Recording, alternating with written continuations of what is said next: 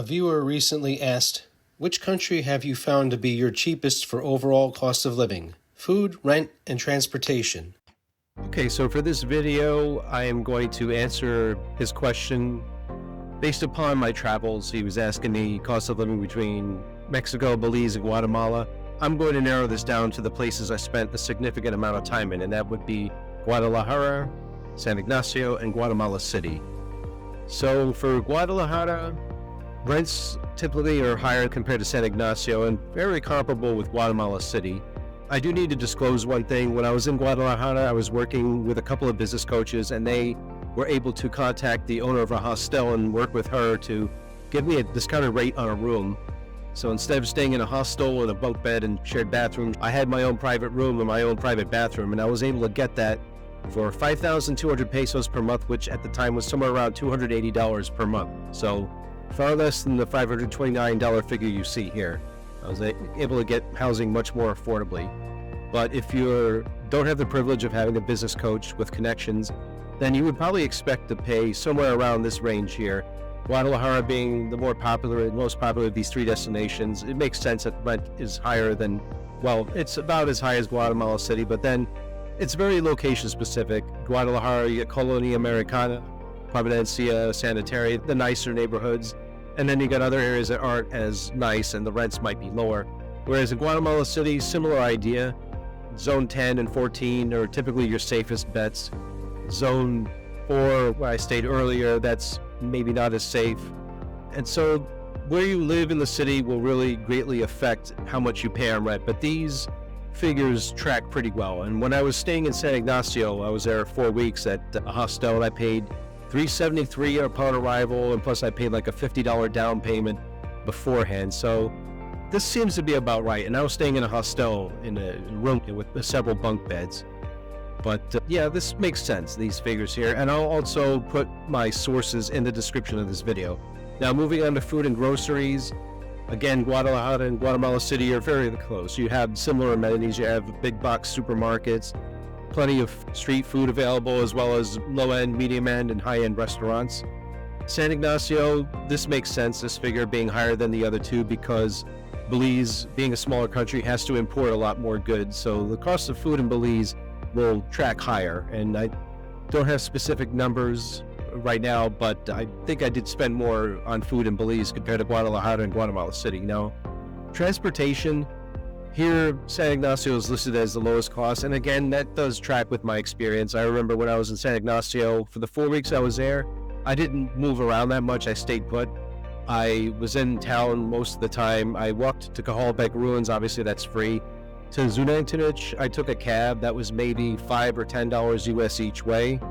And I also went to Belmopan to go to the police headquarters to get my fingerprints taken for an FBI background check for my teaching career. And that was, I think, $4 going there and $5 coming back. So very inexpensive to travel in Belize. Obviously, the more you travel, the more you're going to spend. But in my experience, San Ignacio was the cheapest. I spent the most on transportation in Guadalajara because of all the Uber rides I was taking.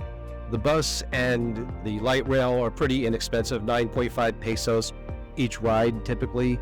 Certain bus routes are more expensive than others, but public transportation in Guadalajara is quite inexpensive. And Guatemala City, I took the bus once and it was also pretty inexpensive. I forgot the exact rate, but definitely you'll spend the most money in Guadalajara for transportation, as I said, owing to just the sheer size of the city. Guadalajara is the largest city, somewhere between 5 and 8 million in the whole metro area. Guatemala City, about 3 million. And San Ignacio, a whopping 20,000 people between it and the bordering town of Santa Elena. So these are your costs. And again, I had a special arrangement in Guadalajara. I was able to get my rent. It was about half of this price here, the $529. Divide that by 2, and that's what I was actually spending on rent. In this table, I was keeping track of my monthly expenses ever since I moved to Mexico. Starting in June, that was the first full month that I was abroad, and it was about almost $2,500 all in, including all my bills in the US and including Mexico. And then as time went by, I was able to get that down cheaper. I was able to stay in a bit more, focus on my job search, and spend less time in restaurants, eat more at home. those are the things that are directly within your control. You can lower your food costs, you can lower your rent up to a certain point. The less you travel, the lower your transportation costs. And then in September, I remember that was when I went to Mexico City. I took a round-trip bus to a 4-day stay in Mexico City. I kept my existing hostel room in Guadalajara, and I also stayed in a hostel in Mexico City for 4 nights. There were bus transportation costs, Uber costs, food costs, you get the idea. So that's why September was a bit high. Also in September, I bought a one-way plane ticket from Guadalajara to Cancun, and I also bought the one-way ticket on the Tren Maya from Cancun to Chetumal. So my transportation costs went up quite a bit in September. That's why this number is quite a bit higher than for July and August. And then October was my last month in Mexico.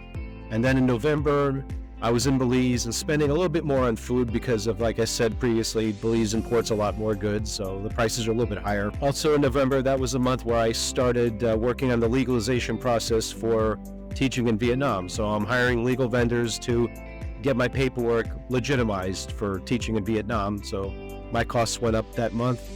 But look here, December, over $4,000. What happened here? Airfare. I'm returning to the United States, so that was a $300 ticket from Guatemala City to Phoenix. Also a $200 ticket from Phoenix to Vancouver, and $600 in airfare from Vancouver to Ho Chi Minh City, Vietnam. So $1,100 right there is just in airfare alone. Also legalization costs for Vietnam. So hiring more vendors. I hired 2 different legal vendors, one vendor for my U.S. documents and a separate vendor in Mexico for my TEFL certificate that was issued in Mexico, it therefore has to be legalized in Mexico. And I had to vet 6 different vendors until I found one that I could trust. And they wanted $845 for legalizing my teaching certificate. So airfare, the legalization fees, the cost of paperwork, shipping paperwork, all that factored into December.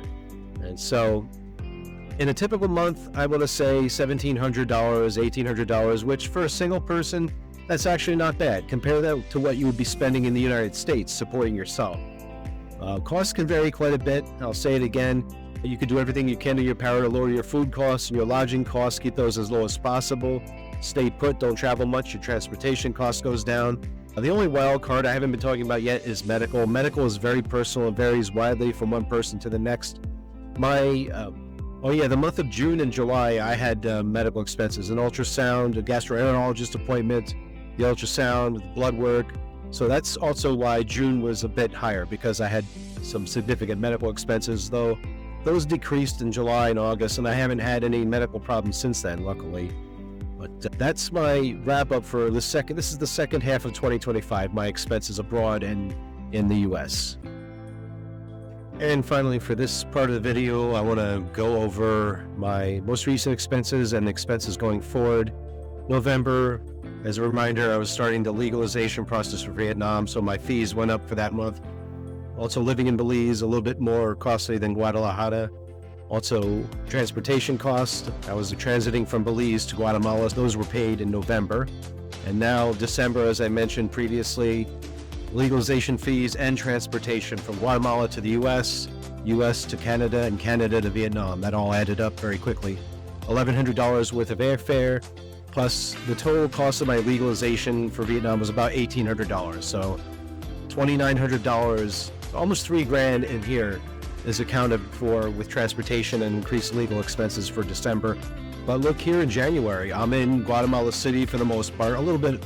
I was in Guatemala City the entire month of January.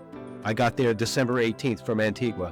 Antigua was definitely more costly than Guatemala City because Antigua is a more tourist destination. So my first 18 days of December were in Antigua. So that $43.53 definitely includes Antigua costs as well.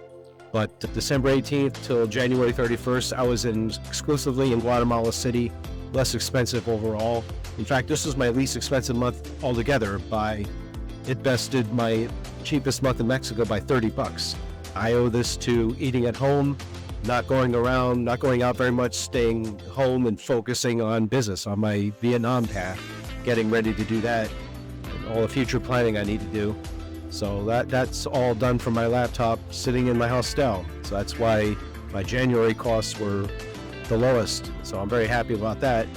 Here in February, right now I'm in Mesa, Arizona, staying at my mom's house. So obviously no rent. My food costs are very minimal, which is good. And then the 12th through the 14th, I'll be in Tucson for 2 nights dealing with my storage unit. So I'll have lodging and food to pay for. My airfare to Vancouver on February 14th is all paid for. I'll be in Vancouver for 8 nights, and the hostel I got there was $40 a night, plus the cost of food. All my airfare is paid for, like I said. So February, I'm expecting it to be probably around the November figure here. It might be this high, or it might be 1,600. We'll see. As time goes by, I'll have updated expenses for you for February through June. February, I'll be in USA, Canada, Vietnam. March, April, and May, I'll be in Vietnam entirely, although I might need to make a trip to Thailand to do what's called a visa run or a border run, because my time in Vietnam will be February 23rd to May 23rd, 90 days tops. And so I'll need to exit, go to Thailand, and then come back to Vietnam for another 90 days. I think once May is over, or once June is over, I'll have some updated expenses. I'll put them in a chart like this and do a future video on that. So to wrap up this video, your cost of living is very personal.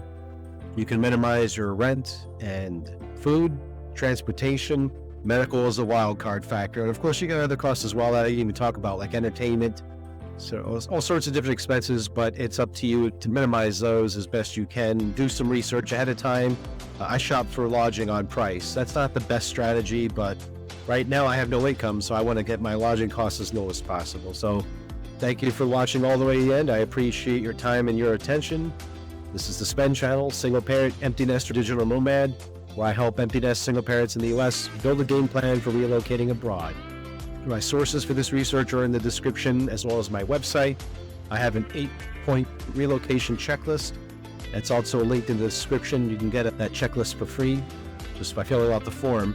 And I think that's all for now. We'll see you in the next video. Thank you. Take care. Bye-bye.